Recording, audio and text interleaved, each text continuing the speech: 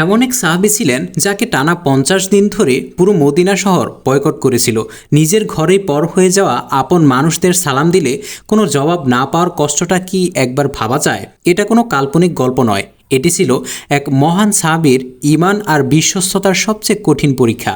গাজওয়ায়ে তাবুকের সময় হযরত কাব ইবনে মালিক রাদিয়াল্লাহু তাআলা আনহু সহ ৩ জন সাহাবী মদিনায় পিছনে রয়ে গিয়েছিলেন। আল্লাহর রাসূল যখন মদিনায় ফিরে এলেন তখন পুরো মদিনাবাসী তাদের সাথে কথা বলা বন্ধ করে দেয়। শুরু হয় টানা ৫০ দিনের এক সম্পূর্ণ সামাজিক বয়কট। হযরত কাব রাদিয়াল্লাহু আনহু মদিনার বাজারে হাঁটতেন, চেনা মানুষদের সালাম দিতেন আর অধীর আগ্রহে তাকিয়ে থাকতেন যদি কেউ অন্তত সালামের জবাবটা দেয়। কিন্তু চারদিকে ছিল শুধুই নীরবতা। বিশাল মদিনা যেন তার কাছে একদম অচেনা এক শহর হয়ে উঠছিল। পবিত্র কোরআনেও এসেছে, এই বিস্তৃত পৃথিবীটা তখন তাদের জন্য বড্ড সংকীর্ণ হয়ে গিয়েছিল। এই চরম মানসিক কষ্ট আর একাকিত্বের সময়ে যখন চারপাশের সবাই মুখ ফিরিয়ে নিয়েছিল, ঠিক তখনই তার ঈমানের উপর এলো সবচেয়ে বড় আঘাত। একদিন সন্ধ্যায় গাজান রাজ্যের বাদশাহের এক দূত একটি রেশমি চিঠি নিয়ে মদিনায় তার সামনে হাজির হলো। চিঠিতে লেখা ছিল, আমরা শুনেছি তোমার সাথীরা তোমাকে ত্যাগ করেছে এবং তোমার সাথে অবিচার করা হচ্ছে।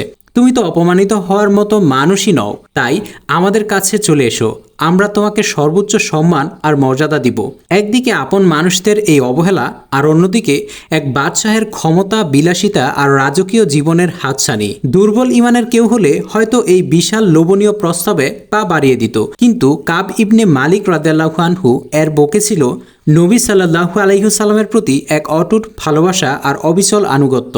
চিঠিটি পড়া মাত্রই তিনি বলে উঠলেন, এটাও আমার জন্য আরেকটি পরীক্ষা। তিনি বিন্দুমাত্র সময় নষ্ট না করে সোজা একটি জ্বলন্ত চুলার কাছে গেলেন এবং বাদশাহর সেই লোভনীয় প্রস্তাবের চিঠিটি আগুনে ছুঁড়ে ফেলে পুড়ে ছাই করে দিলেন। এই একটি কাজেই তিনি প্রমাণ করে দিলেন, দুনিয়ার সব কষ্ট সহ্য করা যায়, কিন্তু নবীর দরবার ছেড়ে কোথাও যাওয়া যায় না। এরপরই আকাশ থেকে নাজিল হলো মহান আল্লাহর অসীম রহমত। সূরা আত-তাওবার আয়াতের মাধ্যমে আল্লাহ তাদের তওবা কবুল করে নিলেন আর কিয়ামত পর্যন্ত আনুগত মানুষের জন্য হযরত কাব ইবনে মালিক রাদিয়াল্লাহু আনহুকে সত্যবাদিতা ও বিশ্বস্ততার এক অনন্য উজ্জ্বল দৃষ্টান্ত বানিয়ে রাখলেন। সত্যি, হৃদয়ে যদি খাঁটি ঈমান আর আল্লাহর উপর ভালোবাসা থাকে, তবে দুনিয়ার কোনো প্রলোভনই মানুষকে সত্যের পথ থেকে সরাতে পারে না। যদি এই ঐতিহাসিক ঘটনাটি আপনার হৃদয় ছুঁয়ে থাকে, তবে কমেন্টে অবশ্যই লিখুন সুবহানাল্লাহ।